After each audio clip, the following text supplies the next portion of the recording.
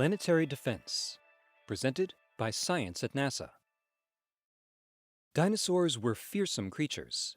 Some had thick scales, sharp teeth, and in many cases, lightning-fast reflexes.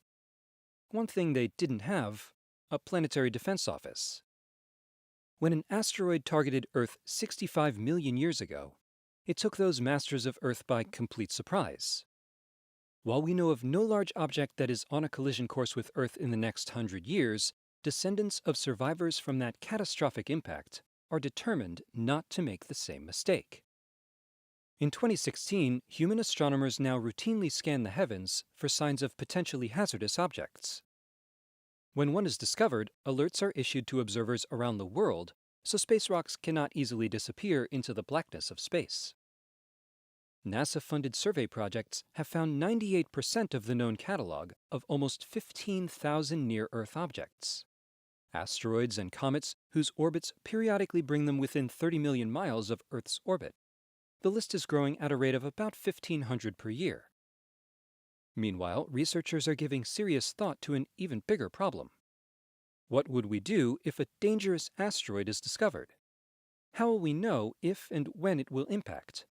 Is it possible to deflect or destroy it before it reaches Earth? All of this work, from discovery to tracking to potential mitigation, is being done by a sprawling network of government agencies, private and public universities, and both amateur and professional astronomers.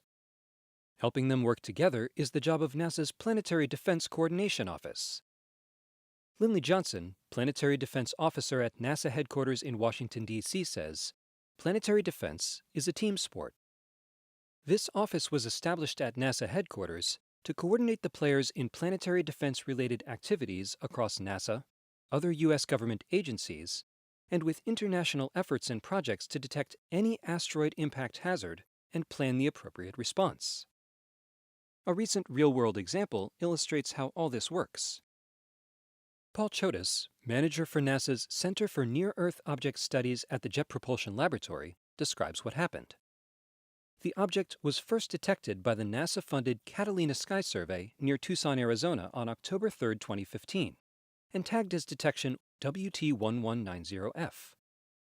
Within a couple of days, astronomers suspected it was probably an artificial object.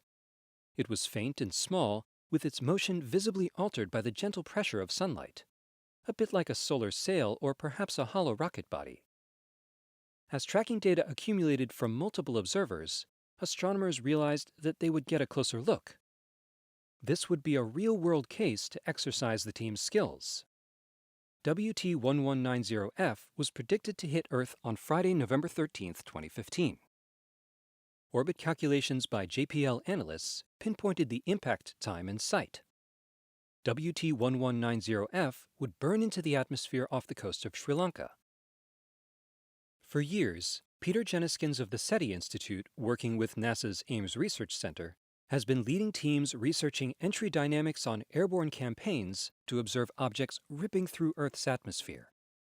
In 2006, for instance, they recorded the return of NASA's Stardust Sample Return Capsule with its cargo of cometary dust.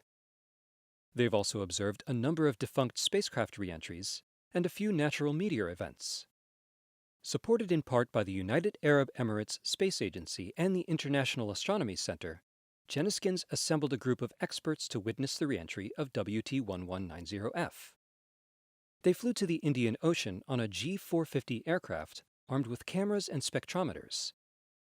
Exactly at the time and place predicted by NASA's Near-Earth Object Observations Program, WT1190F produced a magnificent fireball in broad daylight. Jeniskins says the spectra of one large fragment contained bands of titanium oxide and a line of hydrogen, so the object could have been a titanium-walled vessel containing residual fuel. Chodas, who had been attempting to reconstruct WT1190F's past orbital motion, says, "My educated guess is that it was Lunar Prospector's Translunar Injection Module, which had a titanium case, although we may never know for sure." One thing is certain. Astronomers supported by NASA found it, tracked it, and predicted where it would hit with pinpoint accuracy. These are exacting skills that will come in handy the next time an actual asteroid comes to visit.